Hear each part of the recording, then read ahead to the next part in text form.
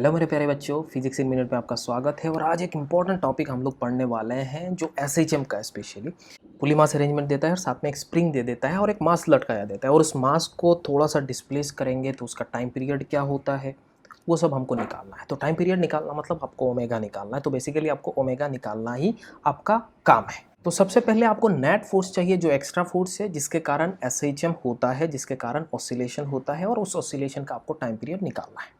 ठीक है, तो हम शुरुआत करते हैं। नेट फोर्स जैसे हम लोग एसएचएम का फोर्स देखते हैं तो ये this force is restoring force.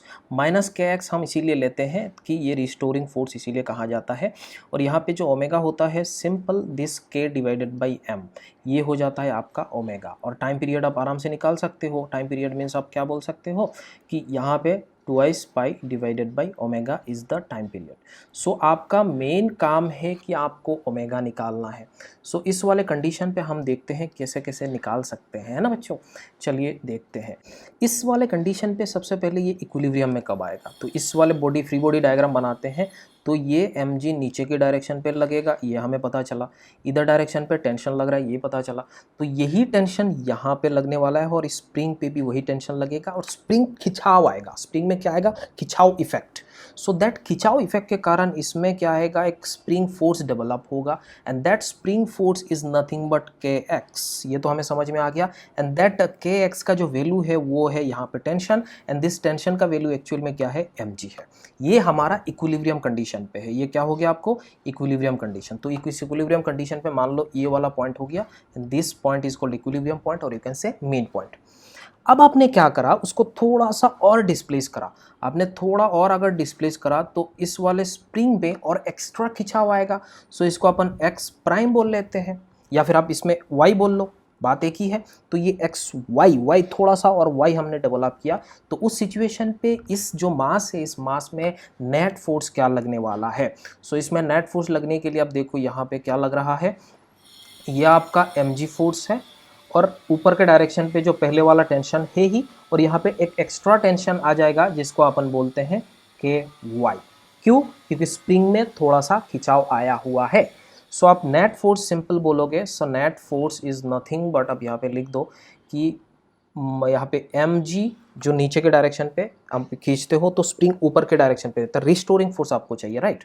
सो यहाँ पे आप बोलोगे t माइनस के वाई।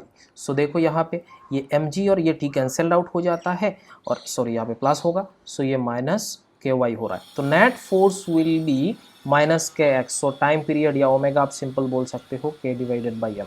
ये तो सिंपल था। इसमें थोड़ा अलग टाइप का हम करेंगे जो नेक्स्ट इलास्ट्रेशन पे आपको दिखेगा। ये देखिए ये वाला। अब यहाँ पे आपको मैं अच्छे से बताता हूँ, शॉर्टकट तरीका आपको बताऊंगा। अब ये शॉर्ट समझ लीजिए कि इस वाले में एक्चुअली नेट फोर्स कितना लग रहा है वो निकाल लो। mg के साथ इक्वेट करने का कोई ज़रूरत नहीं है, सीधा आप यहाँ पे फोर्स लगाते हो तो इस वाले स्प्रिंग पे एक टेंशन डेवलप होगा, स्प्रिंग फोर्स डेवलप होगा जिसका वैल्यू के वाई हो रहा है minus K Y F net. Simple. So यहाँ पे आप आराम से लिख सकते हो omega equals to under root K divided by M. So इसका मतलब आपको एक्स्ट्रा फोर्स का बात करना है। एक्स्ट्रा फोर्स कितना हो रहा है वो आपको चाहिए, बस इतना, और कुछ नहीं चाहिए। इतना समझ में आ गया। नेक्स्ट सवाल में देखते हैं। अब बात यहाँ पे है, अगर ये वाला बॉडी जो है इसको आप अगर y नीचे लाते हो या x नीचे लाते हो तो ये स्प्रिंग कितना नीचे आएगा? ये बहुत ज़्यादा इंपॉर्टेंट है। y नीचे आ रहा है तो स्प्रिंग को कितना नीचे आना पड़ेगा? y divided by 2। इतना हमें समझ में आता है कि अगर ये y नीचे आ रहा है तो इस पुली को कितना नीचे आना पड़ेगा? y by 2।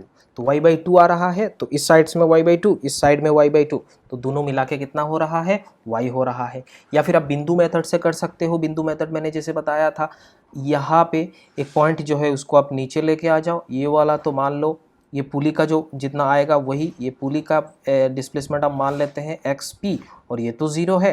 तो सिंपल आप बोल सकते हो y इसमें बढ़ा रहा है, सो प्लस y, और ये नीचे ये दोनों पॉइंट इसका क्या कर रहा है? लेंथ को घटा रहा है।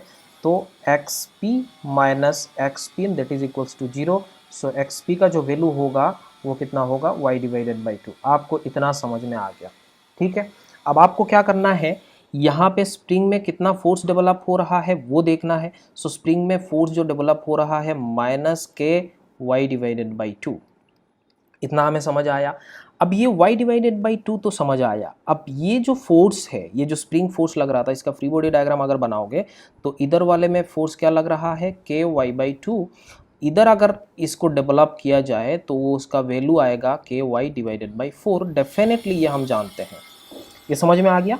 अब ये ही एक्स्ट्रा फोर्स है जो इस ब्लॉक को नचा रहा है।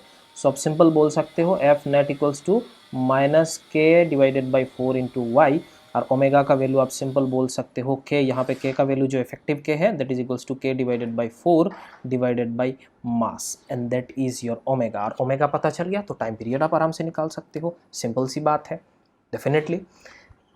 अब तीसरा वाले में जाते हैं। अब यहाँ पे देखिए, अगर ये वाला ब्लॉक नीचे y आ रहा है तो इस वाले को जो पुली है उसको भी y आना पड़ेगा। इसको y आने के लिए दोनों साइड से ये और ये y आना पड़ेगा, बट ये वाला तो फिक्स्ड है तो आप बोलोगे इधर ही ट्वाइस y आ जाएगा। इतना हमें समझ में आता है, बात जाहिर सी बात है। तो इसमें जो फोर्स डेवलप होगा वो क्या होगा, के ट्वाइस y। अब इसका फ्री बॉडी डायग्राम अगर बनाओगे तो इधर आपको t मिल रहा है, इधर आपको t मिल रहा है, और इधर जो नीचे मास पे आएगा वो ट्वाइस t लग रहा है। तो ट्वाइस t का वैल्यू सिंपल के twice y into 2, that means आप बोल सकते हो 4KY। सो एफ नेट का जो वैल्यू हो रहा है बच्चों वो माइनस 4KY हो रहा है। So K effective will be your 4K। So simple you can write omega equals to under root 4K divided by mass, that will be your answer. यही कॉन्सेप्ट था, और ये कॉन्सेप्ट बहुत ज़्यादा इंपॉर्टेंट है, आपको क्वेश्चन में पूछता है, बच्चे यहाँ पे कंफ्यूज हो जाते हैं। तो मैं यहाँ पे 3 इलास्ट्रेशन लिया, तीनों का अलग अलग फॉर्म है। एक कभी यहाँ पे स्प्रिंग है, कभी यहाँ पे स्प्रिंग है, कभी यहाँ पे स्प्रिंग है। तो 3 अलग अलग मैंने फॉर्म आपको बताया था। तो फॉर्म आपको समझ में आया कि नहीं, नीचे कमेंट करके बताइए, और ये भी बताइएगा फिजिक्स इन मिनट आपके जीवन पे कुछ अच्छा कर रहा है कि नहीं। ठीक है, थैंक यू सो मच।